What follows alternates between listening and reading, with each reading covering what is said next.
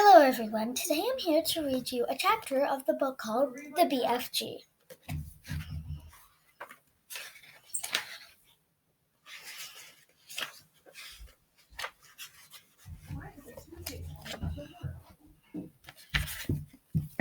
The Humans. The characters of the book are Humans, the Queen of England, Mary, the Queen's maid, Mr. Tips, the place butler, the head of the army, the head of the Air Force, and of course Sophie, an orphan. Giants, the flesh lump eater, the bounce cruncher, the man-eater, the child chewer, the meat ripper, the giant gulper, the gizzard gulper, the maiden masher, the blood bottler, the butcher boy, and of course, the BFG. Sophie couldn't sleep. Chapter 1, The Witching Hour. Sophie couldn't sleep. The bright moonbeam, as she standing through a gap in her curtains, it was shining right down on her pillow. The other children in the dormitory had been asleep for hours. Sophie couldn't close her eyes and lay quite still. She tried very hard to doze off. It was no good.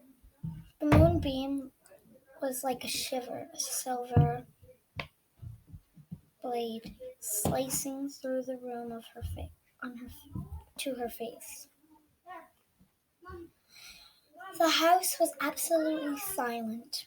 No voices came up from downstairs. There were no footsteps on the floor above either. The window began. The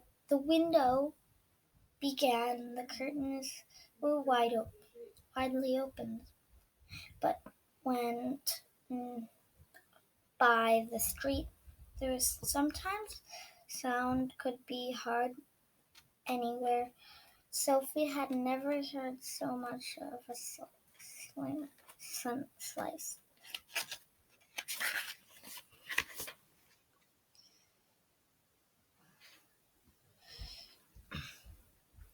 Perhaps, she told herself, this may be why they called it the witching hour.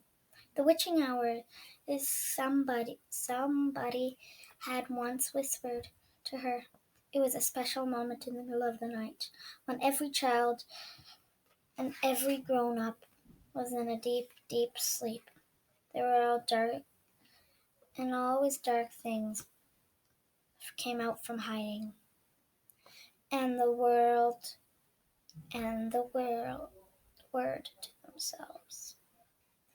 The moonbeam was brighter than ever on Sophie's pillow. She decided to go out of her bed and close the gap in the curtains. You got punished if you were caught out of bed after lights out. Even if you said you had to go to the laboratory, that was not accepted as an excuse. But they punished you just the same. But there were no one of those known now. Sophie was sure of that. She reached out for her glasses.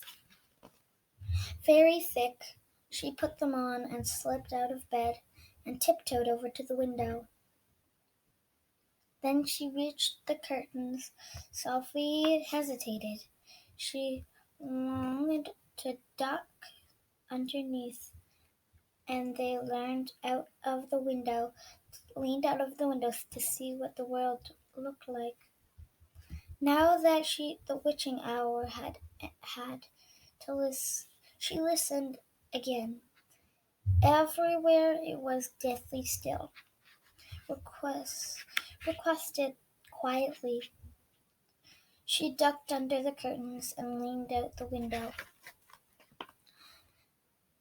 In the silvery moonlight, the village street she knew so well seemed completely different, and the houses were bent and crooked, like houses in a fairy tale.